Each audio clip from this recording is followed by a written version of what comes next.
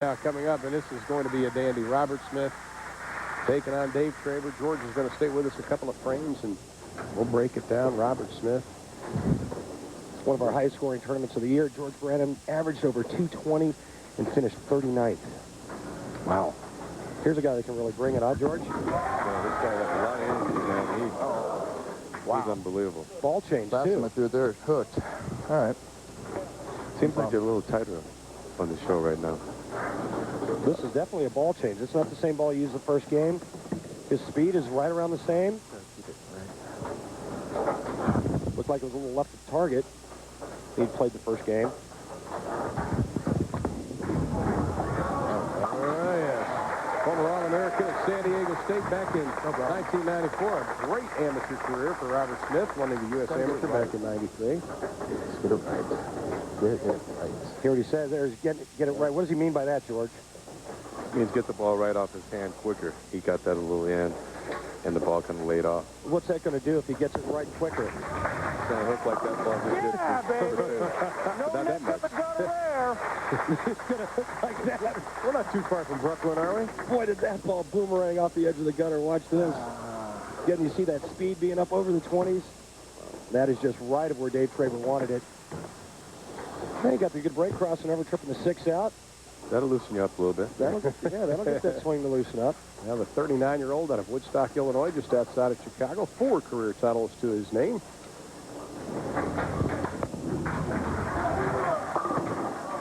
And no.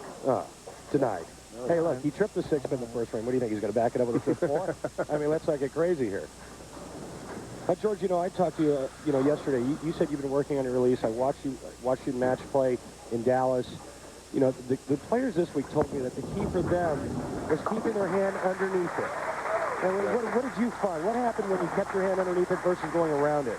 For me, I've been working on getting more side roll on the ball. So this week, the key was, I think, going up the back of it. I felt more comfortable going around it. I hit the pocket a lot, struck a lot, but my mistakes, they were open.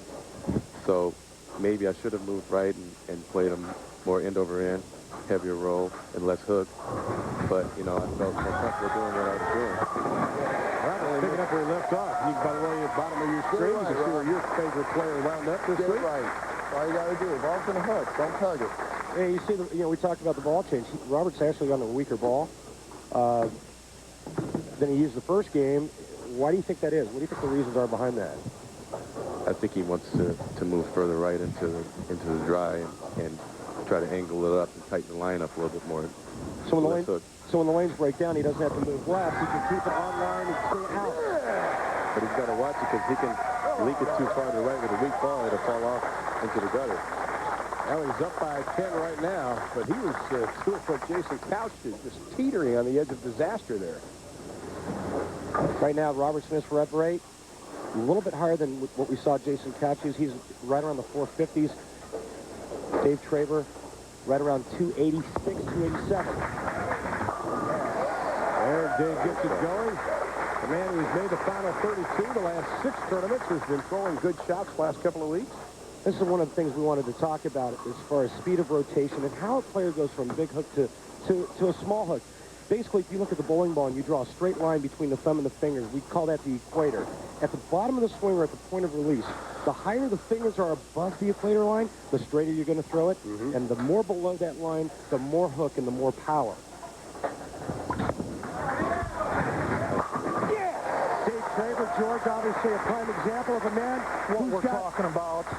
That's right, Dave. We're talking about it. He's got less fingers below the equator line. His hand doesn't move a whole lot. Pretty much stays locked into one position.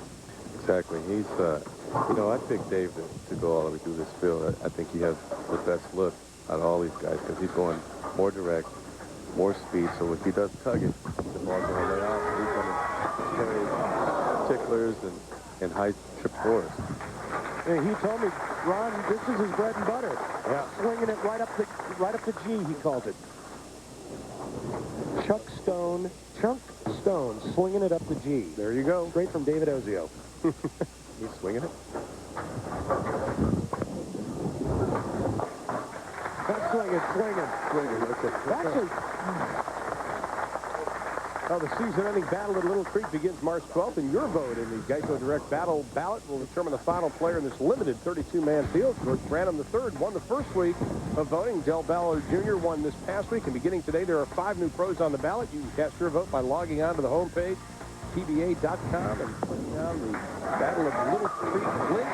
And I encourage you to vote for my man. Yeah, come on. Everybody vote for Rand. Rand wants to go to Virginia for the Battle of Little Creek. Hey, you got to go through me first. All right, let's take a look. No, this guy, you don't want to vote. Don't Rick, sorry. Richard will. No. This is the one you want right here. Please, cast your vote, PBA.com. Vote for Rand the man, Battle of Little Creek. And, of course, Chris Sand is on PBA.com right now, and you can talk to him. Meanwhile, semifinal number 2, David-Traber, after sparing in the second, has 3 in a row. You know, George, since January, Traber's made the top 32 every week. In fact, last week he went all the way to the round of 8, got knocked out, and here he is this week. And, you know, the funny part about it is everybody, you know, kind of rags on Dave about being real straight and this and the other. But, you know, the last 2 weeks, all the guys that bowled really good were the big bangers, the big hookers, because the shot was way in. Well, he almost made it last week. Here he is firing it up the G on the telecast. You got a lot of confidence. You can play pretty much anywhere, you know, when you got it going. That's it. All right, George, thanks for being with us. Best of luck, my friend. Don't forget the big one, Toledo. 120,000 on the line. We'll see you the next couple of weeks. George Branham III has been our guest. David-Traber right now has the lead in semifinal number 2 over Robert Smith. The winner goes to the final. It started with 137 players. It took an average of just over 222 to make it to the round of 16, and we're down to our final 3 players. Semifinal number 2, David-Traber, 4 strikes in a row. A strike will put him up by 11, taking on Robert Smith, who's working on 3 in a row.